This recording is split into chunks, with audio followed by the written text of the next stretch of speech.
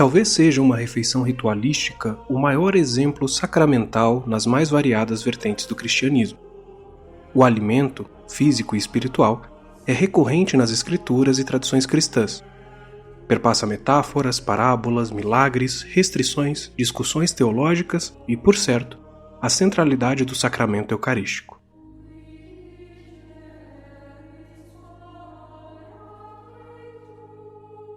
A Bíblia cristã faz referência a mais de 50 tipos de alimentos e aborda, em diversas passagens, as práticas de jejuns e restrições alimentares. Os escritores sagrados do Antigo e Novo Testamentos refletiram a comida e a bebida de inúmeras maneiras, seja literalmente, em alusão direta às práticas alimentares, ou metaforicamente, usando-os de alegoria ou comparação para refletir outros assuntos ou exprimir outras ideias. As noções de boa vida e moderação na alimentação, que tinham forte influência da filosofia clássica, já eram amplamente tratadas pelos primeiros teólogos cristãos, como Clemente de Alexandria. Abba Poeme, um dos padres do deserto, definiu essa virtude como o caminho real. Para ele, isso significa comer apenas o suficiente para manter nossa saúde e bem-estar e alimentar o motor da oração e da contemplação. Depois deles, como já investigamos, foi Santo Agostinho quem refletiu a mortificação dos prazeres corporais à mesa em favor da elevação da alma. Os episódios bíblicos da destruição de Sodoma e Gomorra por seus vícios, a aniquilação daqueles que são idólatras e gulosos, apontada pelo apóstolo Paulo, e a condenação de comilões e beberrões serviram como constantes lembretes para que os cristãos adotassem boas práticas alimentares e sexuais e fizessem um bom uso dos prazeres, não se deixando levar pelas obras da carne. Como lembra o teólogo alemão Klaus Rock, as religiões têm aspectos, cheiros e sabores diferentes. Eu sou Felipe Daniel Ruzeni, pesquisador em História Antiga e Filosofia da Alimentação pela Universidade Federal do Paraná, e serei o seu comensal. Sente-se e sirva-se à vontade.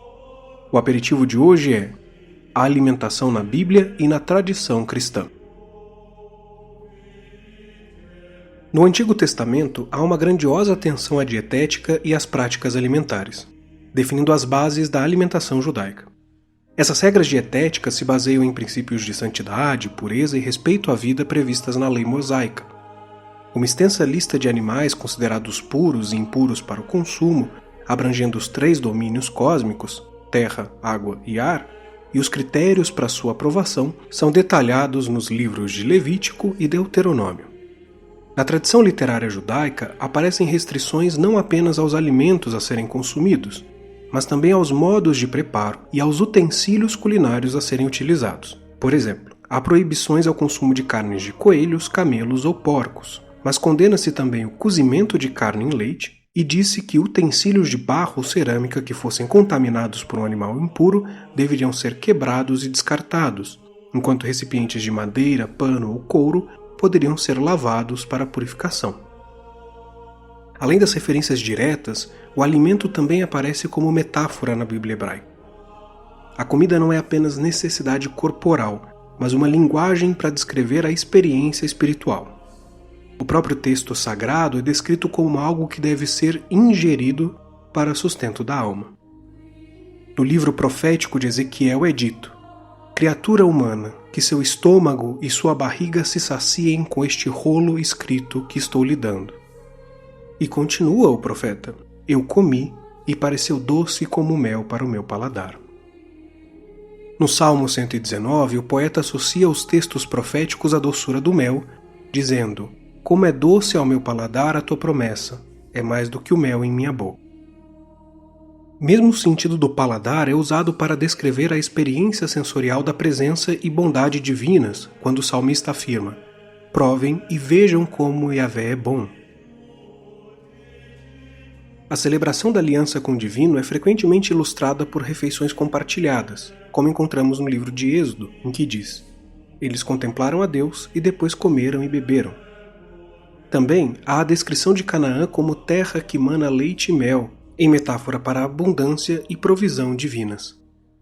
O vinho, em contraste, aparece em associação ao juízo e à ira divinas, disposto em uma taça na qual todos os injustos da terra beberão. Segundo o livro do profeta Jeremias, assim me disse Yahvé, o Deus de Israel: Pegue da minha mão esta taça de vinho da minha ira e faça que bebam dela todas as nações para as quais eu envio você. No Novo Testamento, a alimentação permanece sendo um elemento de profunda conexão com o sagrado. O pão, alimento básico e essencial na antiguidade, assume um papel central. Ele é o foco do pedido regular na oração ensinada por Jesus, o pão nosso de cada dia. Além disso, esse mesmo pão permanece como elemento perpetuador da liturgia cristã através da Eucaristia, instituída durante a última ceia. Isto é o meu corpo que é dado por vós, fazei isso em memória de mim. Nos evangelhos bíblicos, a própria figura de Jesus é associada a diversas metáforas alimentares. Ele é chamado de pão da vida que tira a fome do mundo, videira verdadeira que gera ramos na terra, e Cordeiro de Deus que remove o pecado. Curiosamente, todas menções presentes no Evangelho de São João. Além disso, seu sangue é simbolizado pelo vinho e seus seguidores são designados como sal da terra. O texto neotestamentário ainda apresenta os diversos milagres atribuídos a Jesus que se concatenam às práticas alimentares. O primeiro deles foi justamente o de transformar água em vinho durante uma festa de casamento em Canaã. Em outro episódio, ele havia saciado uma multidão, realizando a multiplicação de 5 pães e 2 peixes. Depois de sua morte, o evangelista afirma que Jesus ressuscitou e só foi reconhecido pelos discípulos em Emaús, no momento em que sentou para comer com eles e partiu o pão.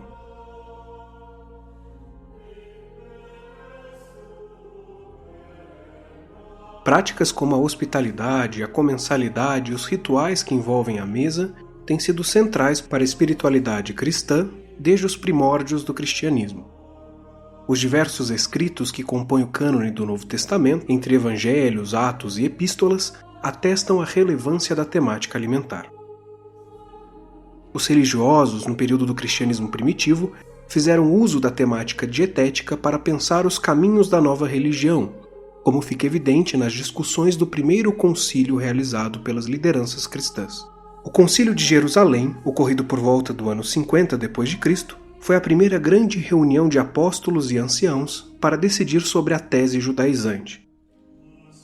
A questão central ali debatida era a necessidade de não-judeus, chamados gentios, se converterem à lei de Moisés para, só então, serem aceitos como cristãos. Conforme o relato presente em Atos dos Apóstolos, a intervenção liderada por São Pedro, São Tiago Menor e São Paulo foi decisiva para a deliberação final do concílio, superando a exigência de observância dos ritos judaicos pelos gentios convertidos.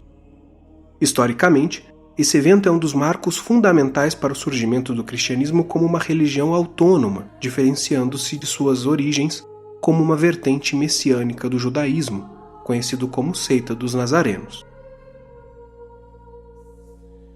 Por ocasião do Concílio de Jerusalém, 2 tópicos foram destacados no debate sobre a conversão dos gentios ao cristianismo. Primeiro, a necessidade de circuncisão. E segundo, a obediência às leis dietéticas. Descrito no capítulo 15 de Atos dos Apóstolos, o concílio decidiu que não se fazia necessário aos não-judeus que seguissem a lei mosaica, determinando apenas 3 restrições, todas alimentares: abster-se de carne imolada aos deuses, das carnes sufocadas e do consumo de sangue. Contudo, mesmo na igreja primitiva esse tema já gerava divergências. Paulo, na carta aos Coríntios, em oposição à decisão conciliar, ensina que não há mal em comer carne após sacrifício aos deuses, pois crê que os ídolos não têm poder real. Paulo aconselha apenas a se abster de práticas alimentares que possam se tornar uma pedra de tropeço a outros fiéis.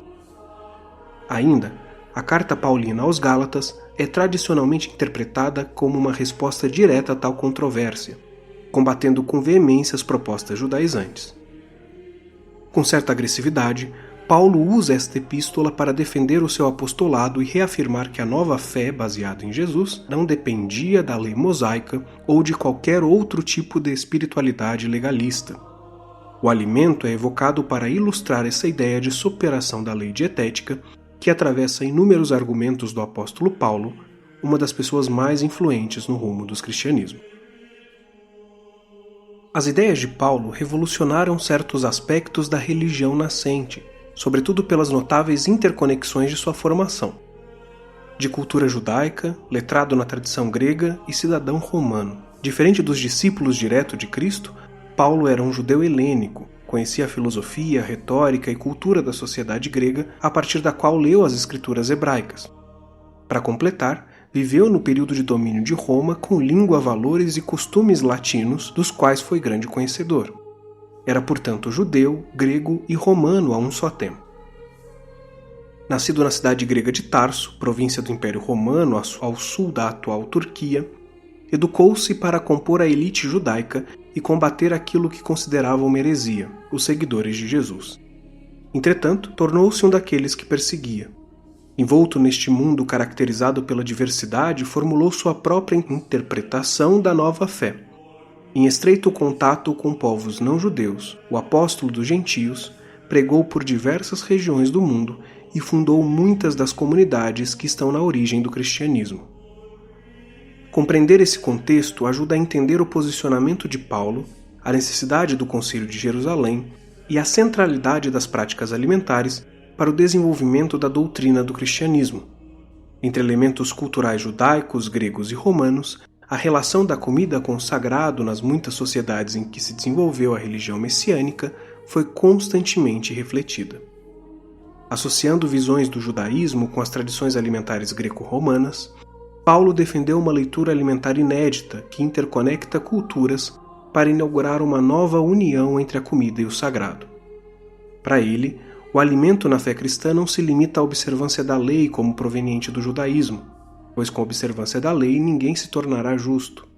Paulo acredita que não há mais diferença entre judeu e grego, de modo que a alimentação não deveria ser elemento demarcador da distinção cultural entre pagãos e cristãos.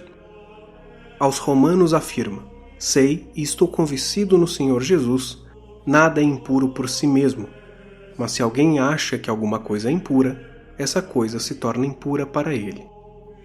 Note, portanto, como a linguagem é complexa e não necessariamente há um rompimento absoluto com toda e qualquer regra dietética. Na verdade, seus argumentos sugerem um ponto de vista que parece estar de acordo com uma desconsideração ou pelo menos uma despriorização da lei dietética. Nas cartas paulinas, a comida é tratada menos como uma questão de restrição legal e mais como um assunto de liberdade cristã, consciência e amor ao próximo. Havia, porém, uma exceção notável, uma prática alimentar especialmente destacada por Paulo como muito além de uma refeição comum: a Eucaristia. A comunhão eucarística é um bom exemplo das demarcações simbólicas das diferenças entre os cristianismos e, simultaneamente, de suas aproximações em torno da alimentação. Possivelmente, é a única refeição que caracteriza os mais diversos movimentos cristãos, aceito ecumenicamente, embora com diferentes modos e interpretações. As raízes históricas do ato remontam ao evento da Última Ceia, refeição de Jesus com seus apóstolos em Jerusalém, antes de sua crucificação. A narração deste evento nos evangelhos canônicos e na primeira epístola paulina aos Coríntios é a base bíblica para a instituição e continuidade da Eucaristia, também chamada de comunhão ou Santa Ceia. Pois eu recebi do Senhor o que também vos entreguei, que o Senhor Jesus, na noite em que foi traído, tomou o pão e, tendo dado graças, o partiu e disse: isto é o meu corpo, que é dado por vós. Fazei isto em memória de mim. Por semelhante modo, depois de haver ceado, tomou também o cálice, dizendo: este cálice é a nova aliança no meu sangue. Fazei isso todas as vezes que o beberdes, em memória de mim. 1 Coríntios 11, 23 a 26. A compreensão da materialidade eucarística no catolicismo é oficialmente a tese da transubstanciação, doutrina afirmada no Quarto Concílio de Latrão e ratificada no Concílio de Trento, mas que já era defendida desde Inácio de Antioquia, em 107 d.C., discípulo do apóstolo João, em epístolas de oposição ao docentismo, grupo que não acreditava na existência do corpo físico de Jesus. Segundo a tese transubstancial, no ato sacramental há a transformação real e completa da substância do pão e do vinho em corpo e sangue de Jesus. Nessa ideia, a substância, essência do elemento, é transformada, mas os acidentes, aparência sensível, permanecem. No século XI, especialmente por intermédio de Berengário de Tours, surge a tese da consubstanciação, que defende a união local entre os símbolos alimentares e a presença divina.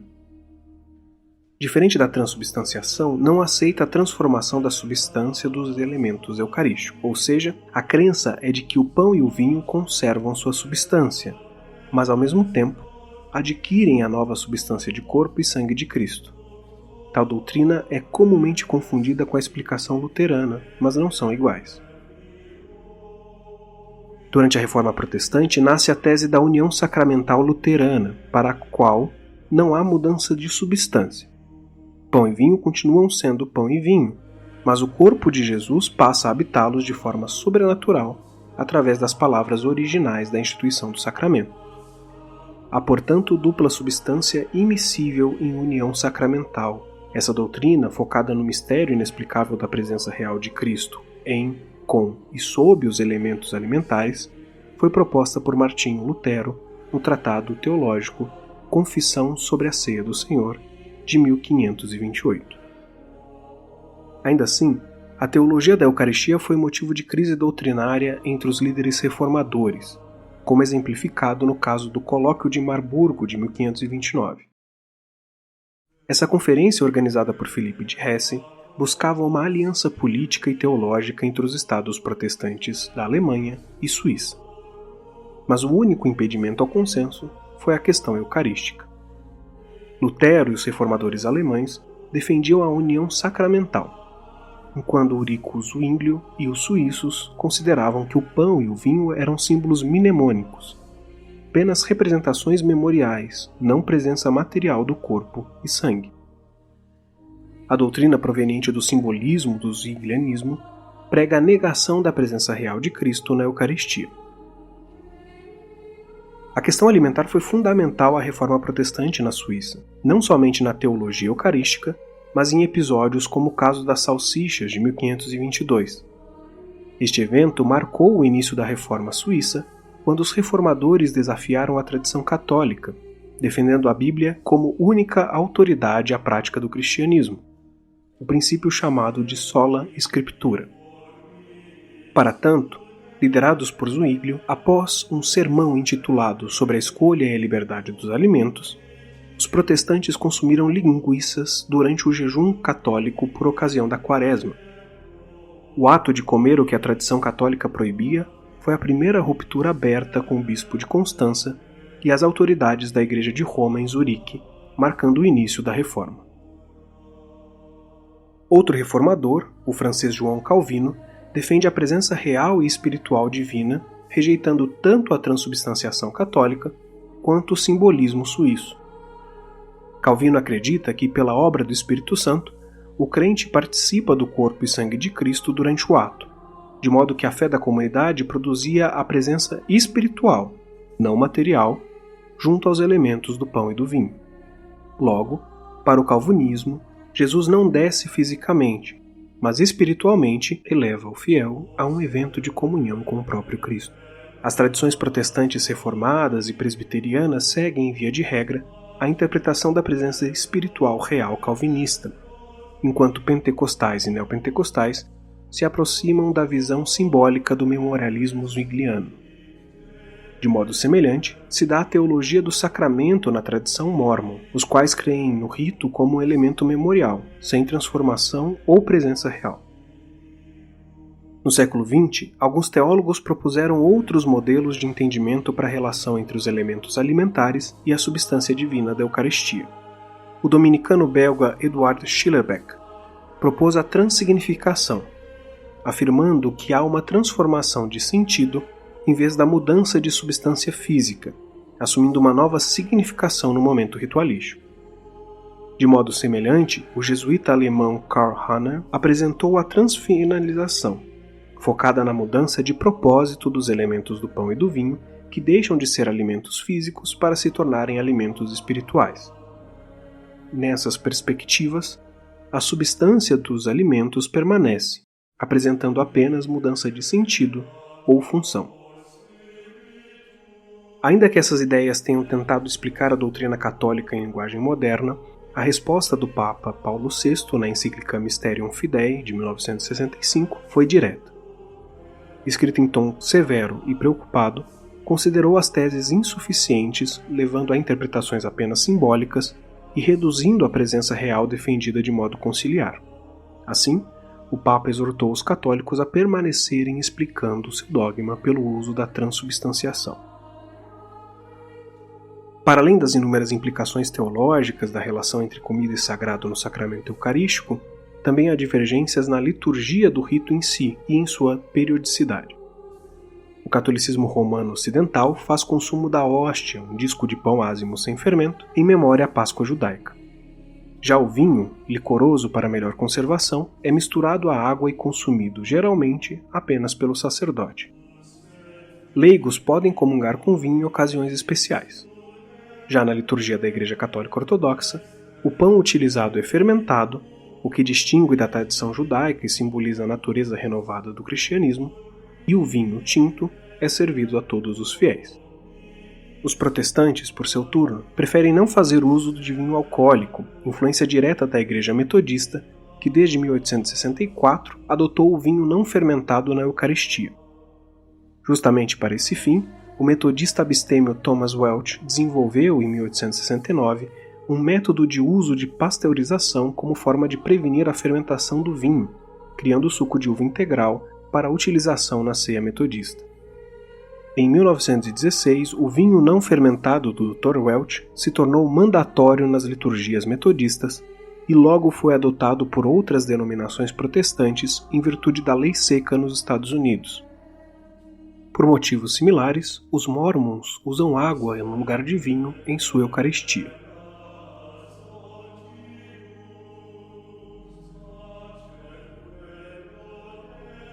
Chegamos ao fim de mais um episódio.